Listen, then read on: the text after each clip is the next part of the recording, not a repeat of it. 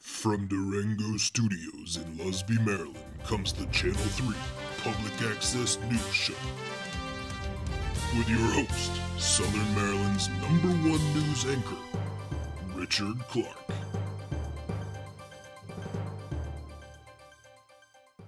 Welcome back to your local news for Sunday, April 19th, 2017. We begin in Quincy, Massachusetts, where the owner of a jewelry store was awarded $35,000 over a bogus online review written by a worker at a rival store. Is that Yelp is the one that took this whole thing down? How do you even determine that the ad was fake? Like, my experience might be different from yours. I've been in several places that I feel like I'm better than, and other people are like right at home. Golden Corral, I wouldn't give that a good review ever, but there are some folks that, like having their trough filled or their plate filled. You shouldn't be able to sue a review. It sets a bad precedent. Now every time I legitimately want to bitch about something that's not of high quality, now all of a sudden I'm the uppity snob and you're gonna take me for all I've got. Go fuck yourself. That's just rude to do.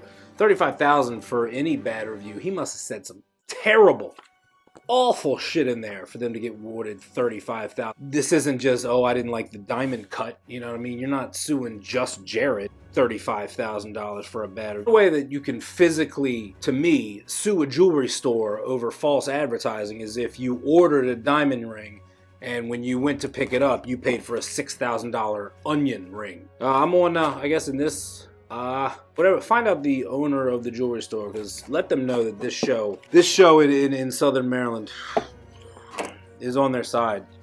He won't care, but you at least let them know that we're here for him. That's bullshit. We can't pay any of those fines, but just let them know that we're here for him. Spiritually, I guess.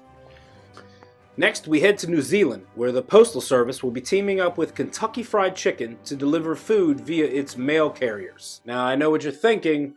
I had the exact same instinct. Doesn't everybody in Australia hunt their food? I've always been taught that you're out there in the wasteland that is that former penal colony. It's all every man for himself. You're hunting Gila monsters and cooking them over one of those that you've rigged up.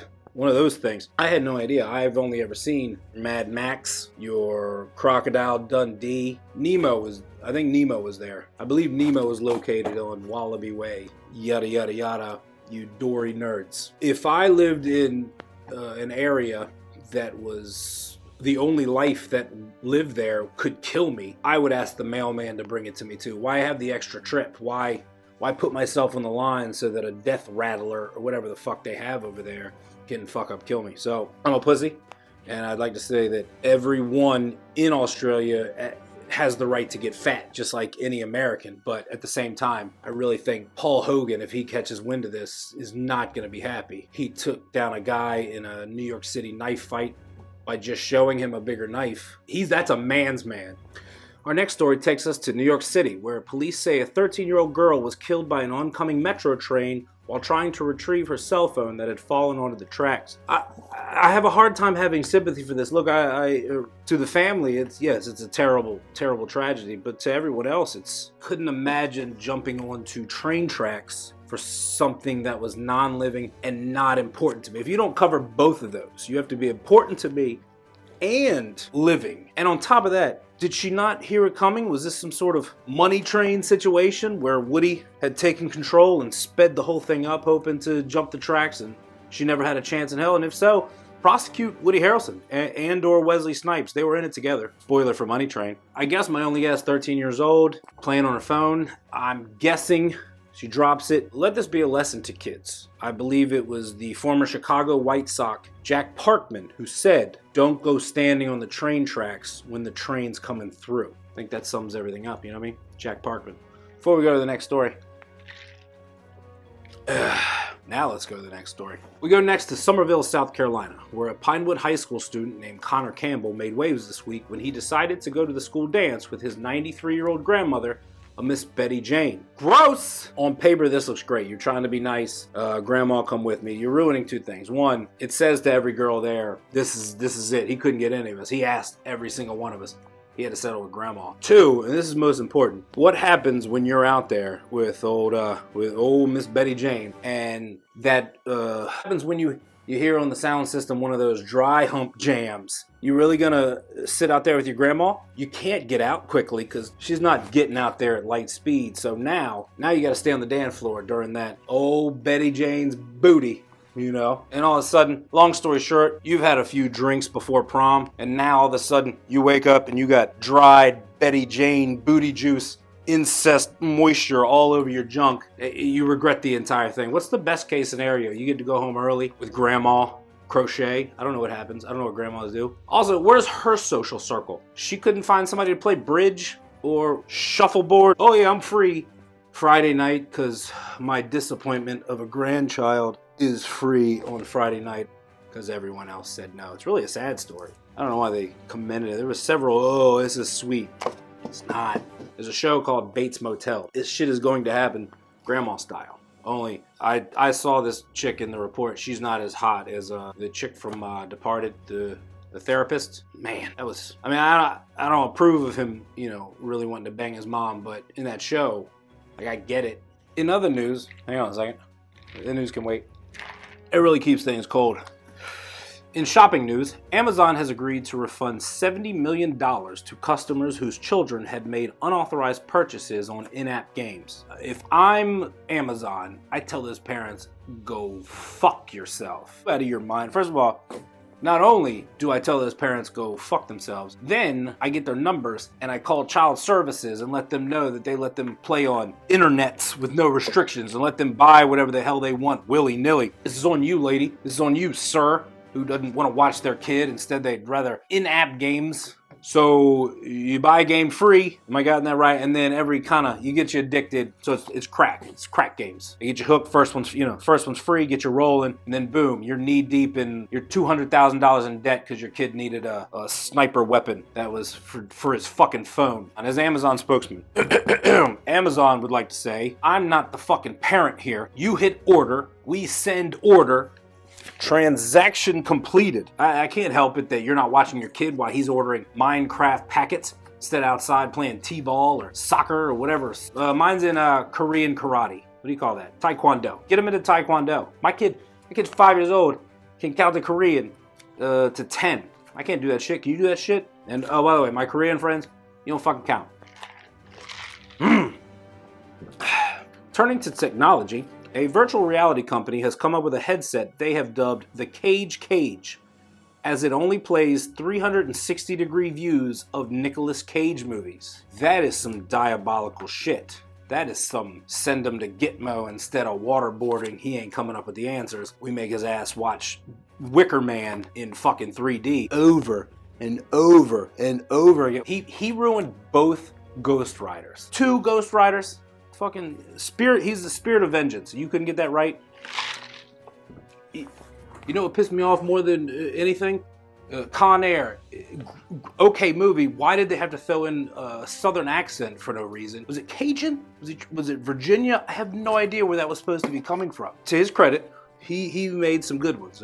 He was leaving Las Vegas, then he had a honeymoon in Vegas, and there was some other shit in Vegas. I think he stole a baby with a cop. One of them, he banged a prostitute for liquor, and then her only rule was, don't come in my hair. It was the chick from Back to the Future. Said you can do it on my face, you can do it here, just don't come in my hair, which as an adolescent was one of my top finishing scenes, if you guys out there know what I mean. And if you don't, I'll tell you, like, there was other finishing scenes. You got your Phoebe Cates, Fast Time. She comes out, boom. Just perfect titties. And you just, you finish right there as a kid. And then this one too. Once you get older and you get a little weirder with your sex stuff, then it becomes, I've come everywhere. Where can't I? And then the authority figure in this is done getting it done and says, hey, just don't come in my hair. And you're like, that's it. I came everywhere but her hair. Like she just came like a Cinnabon explosion, except for she had a hairnet on when it happened. She said, don't put it here. I did not. Point is, he's had other good films. The one where he took his face off, put on John Travolta's. Nicolas Cage. He was almost Superman. We head now to Southern California, where a high school has decided to hang signs of praise and affirmation instead of mirrors in the girls' bathroom. I understand this sounds good on paper. You want to make girls feel better about themselves. What happens if she has a boogie and no friends? You understand? Boogie's hanging out. She can't run to the mirror. What happens if nature's open wound starts to hemorrhage for the first time and you're not even aware of it? What he is, 15, 16, 17? Whiteheads are out of control. They are coming in at a rate that if you, in the morning, leaving the house, you thought you looked great. By lunch, you have another nose to the side, and that ruins you for the whole year. One nickname, that's all it takes. Ladies, pat yourselves on the back and your sisters back in the hallway. Leave the mirrors. Think of what the boyfriends have to look at if you come out of the bathroom with no mirror sometimes, and vice versa. I don't think we should take our bathroom mirrors away too. Guys need to look as good as possible to present ourselves to try to get fucked. That's life. In U.S. gluttony news, 2 people at separate competitive eating competitions died this week from choking on donuts and pancakes, respectively. Why the pastry competitions? I mean, anyone with a middle school education know that your bread products expand. So the more you shove it down your gullet, the more it's... I do have a question though. Is this one where you kind of split the pastry and dunk it and then get it 2 at a time, like the hot dogs where you can wet the entire thing? Is this straight dry? Is that just a hot dog competition? I need one of you interns hop on that and see if any of this is international rules or where this came up from. Next up in local news, a Secret Service member assigned to Vice President Pence was arrested on Tuesday in a Montgomery County, Maryland hotel room for soliciting a prostitute. Well, yeah, he's been walking around with Pence for, what has it been? Got to be 6 months now. You're going from city to city. This thumper, who you know is not going to party. You know he's in bed by 8, up with the rooster, or whatever the hell he was taught in Indiana. Keep in mind, he's in a strange town where he doesn't know anybody, and he's assigned to not one of the most well-liked people on the planet. So of course it's stressful all day. He knows no one. How could he not add on to the fact that he's off hours? Okay, it wasn't like he was doing this during guard duty where he's like, hey, I gotta sneak away from the Veep to go bang this hooker.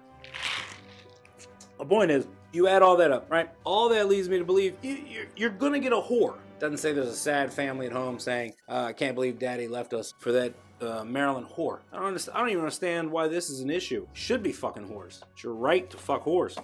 And finally, in the just do what you can news, Delta Airlines this week purchased 450 pizzas for its passengers after having to cancel hundreds of flights due to storm conditions. Good for them. Yeah, I feel like in this case, they did what they could. They offered all I ask as a human being is show me that you give a shit. It's the gesture. Remember back to when you were a kid. Anybody said, oh, there's terrible news, and then boom, but there's a pizza party. I'm not saying it relieved everything. I'm just saying the words pizza party after any event can never make it worse. What else you got from me? That's it? That is your news. So, thanks for joining us this week. I'm gonna finish this, and I'm gonna have somebody Uber me home. Yep.